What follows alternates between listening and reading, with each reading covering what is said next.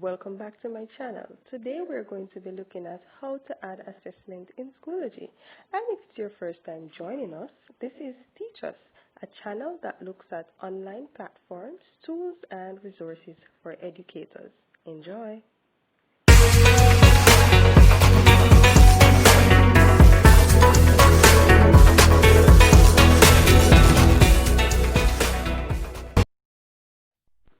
We're going to start this tutorial by going to the Courses tab.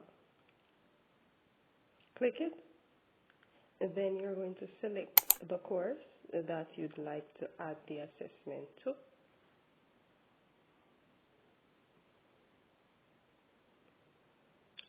Click the folder that you'd like to add the assessment to. In this case, it's grade 11.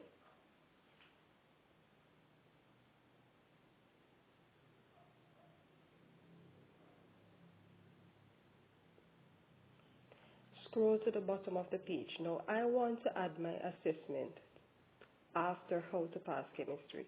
So I'm going to double tap the line. So that is where my assessment will fall. And this helps with the sequencing as well.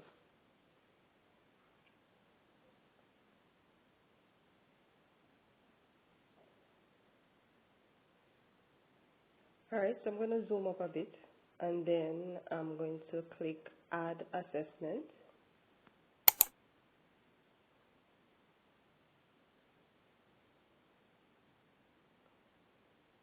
Now this will take me to a page that will allow me to fill in the basic information about the assessment. So you can go ahead and give it a name and date, and you're able to disable submission and password if it is that you don't want the students to submit it now, or if you don't want to have a password, click disable. Now this is what it looks like. I'm going to click the action tab, and this will just show you some of the things that you can do. Edit, copy to course, print assessment, delete, and save to resources. So if you want to have access to this diagnostic test at a later date, you can add it to resources. You can type in the instructions there so that the students can know what they are supposed to do. And then you can go ahead now and select the different settings that you'd like. The good thing about Schoology for 2020 is that they made some modification. In the past, you'd have to select these options for each question, but now you can just go ahead and just pre-select, and then these settings will save for all the other questions. Some of the things that you can do is you can give your assessment a time, etc. So you can just go through and look at what it is you'd like to have done and do that. Alright, so here are some other options as it relates to the type of assessment that is available. Multiple choice, true and false, matching, ordering, fill in the blanks. So we're going to start with multiple choice. This is what the multiple choice question looks like. So this is where you'd add your question, where you see question set up, you add your question there, and you fill in the options A, B, C, D. It depends on what you want to add. Now, if you want to have more than one option or less than 4, you can change that. Where you see the plus icon, where the option is, you can do that. And you can select the correct answer so that it will mark it for you. Now we're going to be looking at the true and false template.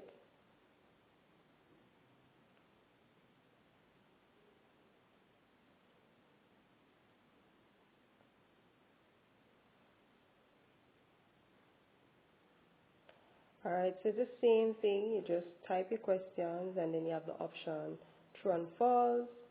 Below that you see correct answer set up, so that is where you select which one is the correct answer, and that will allow the platform to basically automatically mark those questions. Once you're finished, you can just click save.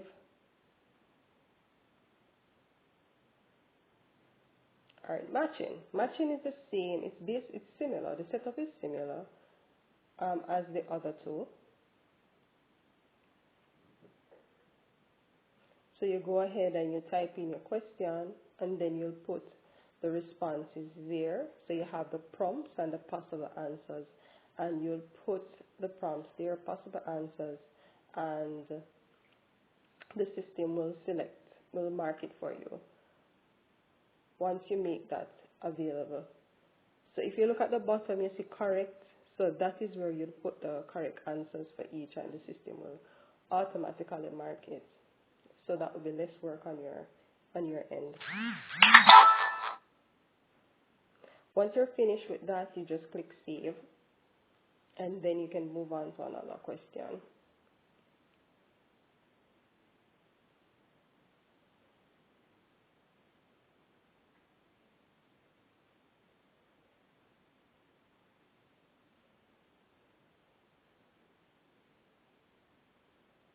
Alright, so we're going to look at fill in the blanks, and these layouts or type of questioning, matching, fill in the blanks, etc. These can be used for students who are at the primary level as well, secondary, depending on how you want to structure your test or your assessment. Alright, so we're still looking at the fill in the blanks. So same setup, you type your question, and just pay keen attention to the instruction when you're setting up the fill in the blanks questions.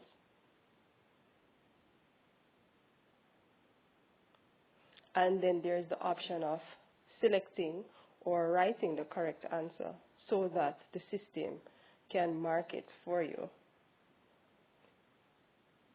You can go ahead and make it case sensitive, or you can put a character limit on it. It's up to you. It's pretty simple.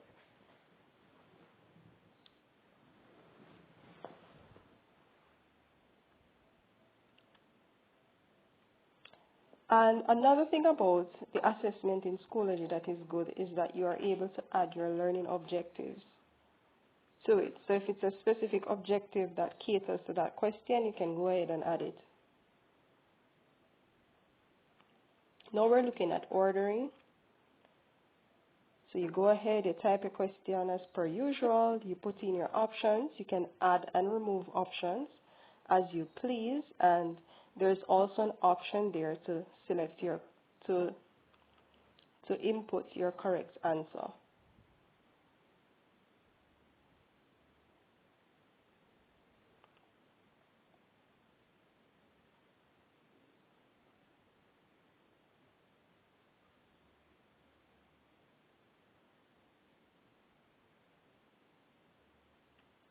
Alright, so the last type of assessment that we're going to be looking at is, or questions rather, is short answers.